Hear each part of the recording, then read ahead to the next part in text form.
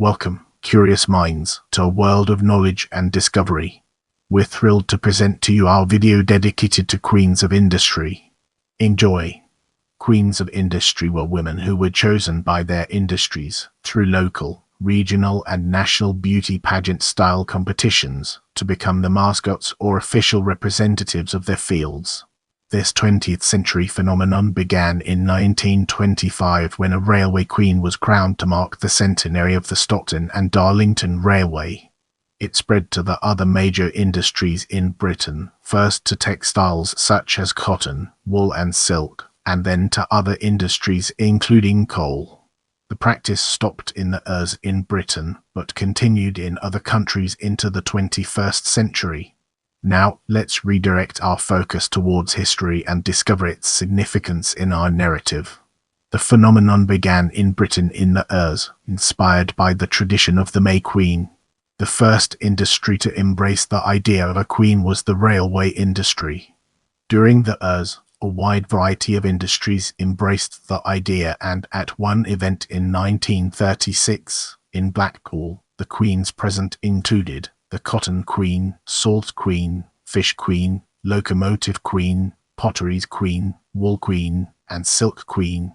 There were other queens as well, such as the Queen of the Radio and the Queen of the English Riviera. The idea was also adopted in the US, where other industries represented included the Tobacco Queen. For the women who became queens, it gave many of them access to new opportunities. The winner of the pageants would often meet different political figures of the time. Their aim was to help raise morale and speak publicly. The phenomenon was sometimes criticized as a public relations stunt designed to distract workers from trade union disputes and high levels of employee dissatisfaction. In this segment, we'll be unraveling the complexities of railway queens and exploring its multifaceted nature. The first railway queen was crowned as part of the centenary celebrations of the Stockton and Darlington Railway in 1925. For these early queens, physical appearance was important, and those chosen were often daughters of railway workers, aged 14 to 17 years old. The first queen was Helena Ella Wotton, the daughter of a Great Western Railway employee. Audrey Mawson was crowned Railway Queen in 1935, aged 15. Mawson was crowned the 10th Railway Queen in front of a crowd of 70,000 at the Railway Carnival and pageant held at Bellevue, Manchester. Extremely popular and originally from Blackpool, Mawson was the second celebrity ever to be invited to switch on Blackpool eliminations. Mawson repeated the honour 50 years later, when she appeared alongside Switch On host Joanna Lumley in 1985. In 1936, Mawson was invited to visit the Soviet Union, and the question was raised as to whether she should visit as a schoolgirl or as Britain's railway queen. The latter role was chosen, and she met Stalin and Russian railway workers. In 1928, Anna Best from Russia was crowned railway queen. During her year as the industry's representative, she travelled to Holland to visit Dutch railway workers, as well as opening Europe's longest station platform, which was created when Manchester Exchange Station was linked to Manchester Victoria. In 1975, Brenda Tomlinson was the final railway queen to be crowned in a ceremony at Shildon. As we enter this new phase, let's analyse winners from different angles and evaluate its significance. Helena Ella Wotton Railway Queen 1925, Mabel Kitson Railway Queen 1927, Anna Best Railway Queen 1928, East M. Brown Railway Queen 1929, Lily Darmello Railway Queen 1930, P. Easter Clark Railway Queen 1931, H. M. Goodall Railway Queen 1932, Gracie Jones Railway Queen 1933, Ruby DeVay Railway Queen 1934, Audrey Mawson Railway Queen 1935, Irene Eastern Railway Queen 1936, Erin Topham Railway Queen 1937, Forest Railway Queen 1938, The Norton Railway Queen 1939, Dorothy Nord Railway Queen 1945, Greta Richards Railway Queen 1946, Janet Taylor Railway Queen 1947, Belle Parker Railway Queen 1948, Janet Hubbard Railway Queen 1949, Betty Chester Railway Queen 1950, Lund Jones Railway Queen 1951, Sheila Hollingsworth Railway Queen 1952, Belle Lund Railway Queen 1953, Marion Long Railway Queen 1954, Maureen Pudgell Railway Queen 1955, Brenda Bell Railway Queen 1956, Teresa Boyden Railway Queen 1957, Gloria Cripps Railway Queen 1958, Hazel Dobinson Railway Queen 1959, Sheila Reardon Railway Queen 1960, Susan Varside Railway Queen 1961, Brenda Tomlinson Railway Queen 1975. Now, let's shift our focus to textile queens and embark on an intellectual exploration of its various dimensions. Textile industries embraced the idea of queens from the late eras to act as ambassadors for the industry in face of a crash in cotton prices. Queens from a variety of textile industries were popular in the eras, but social changes after the Second World War meant that they did not return to their previous popularity. In 1949, a new textile queen competition was launched in Blackpool, but it was not repeated. Get ready for a captivating exploration as we unravel the layers of cotton queens and their profound significance. The first cotton queen, the winner of the Cotton Queen Quest, Frances Lockett, was crowned in 1930. The competition was started by the newspaper The Day Dispatch, which launched a search for the most beautiful girl in the cotton industry. This competition was open to women who worked in the industry from Cheshire, Lancashire and Derbyshire. Lancashire was central to the development of the Cotton Queen. The music hall song "A Lassie from Lancashire" was even used as the official theme. Each new queen was obliged to travel around the country, acting as a representative and advocate for the cotton industry for a year after her win. On 3 July 1930, when Lockett returned home to Hyde, near Manchester, tens of thousands of people lined the streets and she had to have a police escort. Even after her time as the Cotton Queen, she was still in high demand to attend charity events and was a celebrity in Hyde until her death. Marjorie Knowles, who was crowned Cotton Queen in 1932, raised morale through her work at a time of high unemployment. Knowles had previously been crowned Burney Cotton Queen 3 weeks before the national competition. During her year as Queen, she met Prime Minister Ramsay MacDonald. The Cotton Queen Quest stopped in 1939 due to the outbreak of the Second World War.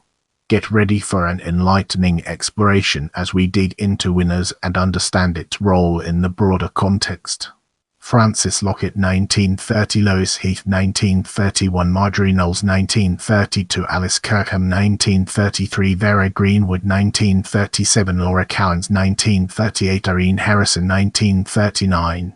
With our curiosity piqued, let's embark on a dedicated exploration of wool queens and its fascinating intricacies. Taking the lead from Lancashire's cotton queens, Yorkshire's wool industry also ran competitions to select women to represent it. Local support was key and the Dewsbury Wool Queen competition was organised by the Leeds Mercury newspaper. In 1931, Mary Wood was crowned Dewsbury Wool Queen. In 1947, Doreen Fletcher was crowned Yorkshire Wool Queen and was chosen to star in a film called Three-Piece Suit, which was designed to encourage young women to join the wool industry. Due to its success, Fletcher later had a career as a singer, model and actress. Now, we shift our focus to silk queens, a topic that deserves our attention. In addition to cotton and wool, but lesser known, were the queens associated with Britain's silk industry. In 1933, Alice Lillian King was crowned Silk Queen in a ceremony that was filmed. Let's now venture into the realm of coal queens and explore the fascinating intricacies it holds. The National Coal Queen of Britain competition was introduced in 1969 and the last event was held in 1996. It was a collaboration between the National Coal Board and the National Union of Mine Workers. However smaller, local competitions have been held since the ERS. Entrants had to either work for the board or have a relative who did. Runners-up became escorts of the new coal queen and were known as the miners' lamps. Winners of the pageant could win holidays, money and clothes. The 1977 winner, Ree Redford, won her weight in Babacom. Women competed in colliery, then regional events, moving towards a national final. This final event was held in either Blackpool or Skegness. From 1969 to 1976 the event was held at the Derbyshire Miners' Holiday Centre in Skegness. From 1977 to 1983 it was held at Blackpool's annual mining weekend. The Northumberland Coal Queen was usually crowned on the annual picnic day. There were 15 national coal queens in total, many of whom met up at reunions later in life. Duties for successful queens varied considerably, from escorting trains, as the 1972 Yorkshire Coal Queen Margaret Dominic, who travelled from Kellingley Colliery to Drax Power Station, to representing the industry at international events. Former Coal Queen Deborah Tate emphasized that for many women it was also an honour and opportunity to represent your community. As we progress through this video, let's shift our attention towards winners and uncover its hidden depths. National Rose McLaughlin 1970, Jean Robson 1971, Judith Hargreaves later, Henderson 1972, Margaret Dominic later, Lister 1973, Kathy Wilkinson later, Eisenberg 1974, Pat Berry later, Smith 1975, Sue O'Connor 1976, Yvette Shilton 1977, Ree Redford later, Dane 1978, and Melling 1979, Debbie Johnson 1980, Cal Boughton 1981, Tricia Lytle 1982, Susan Brown 1983, then Tomlinson. Durham Rose McLaughlin 1970, Jean Robson 1971, Rosemary Osborne 1972, Jackie Short 1973, Susan Dormant 1974, Orwin Paul 1975, Joan Calder 1976, Jackie Bowman 1977, Kim Nast 1978, Beverly Brown 1979, Andrea Buffy 1980, Heather Hardy 1981, Dewey Ramshaw 1982, Linda Dent 1983, Jill Carter 1984, Sue Davison. Northumberland, Linda Todd 1970, Margaret Thornton 1971, Sharon Freeman 1972, Christine Lavender 1973, Iris Allison 1974, Marianne Rice 1975, Mary Baxter 1976, Cindy Malarkey 1977, Ree Redford later, Dane 1978, Frances Togan 1979, Karen Bell 1980, Muriel Malarkey 1981, Linda Flanagan 1982, Deborah Brownlee later, Tate 1983, Jackie Gray 1984, Don Marie Anderson. South Wales, Carol Boulton. Yorkshire, Margaret Dominic later, Lister. In the following section, we'll be immersing ourselves in the captivating world of Argentina. A popular national contest in Argentina is to become the Queen of Fishermen, representing the industry.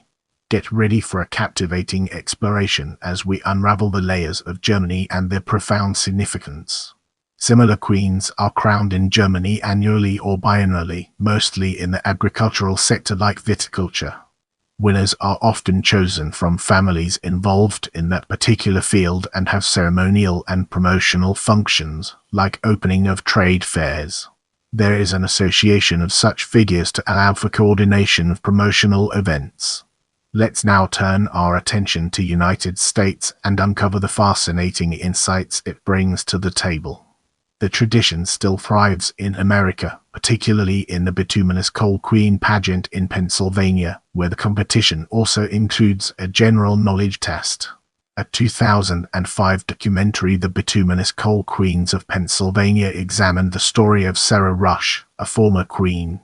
In the ERS, tobacco queens became popular in the U.S., with several regional contests beginning across Georgia, Virginia, North Carolina, and South Carolina. With our curiosity piqued, let's embark on a dedicated exploration of film and its fascinating intricacies.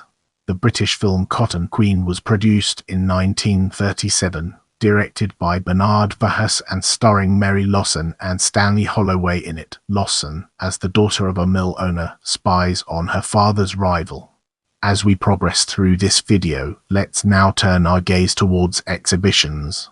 Several exhibitions have been held at museums in the UK on the topic, including a National Coal Mining Museum celebrating 50 years of Coal Queens 2019, Leeds Industrial Museum Queens of Industry, National Coal Mining Museum Coal Queens 2010. With our foundation established, it's time to explore literature and its relevance to our overarching theme.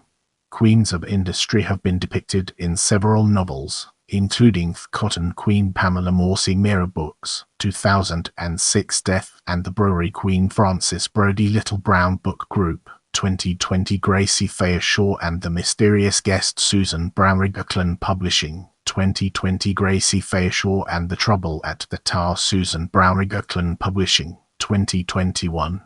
Get ready for an enlightening exploration as we dig into historiography and understand its role in the broader context.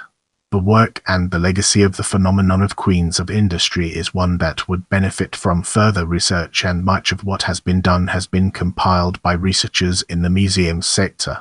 Remember, knowledge is power. Keep learning, growing, and exploring.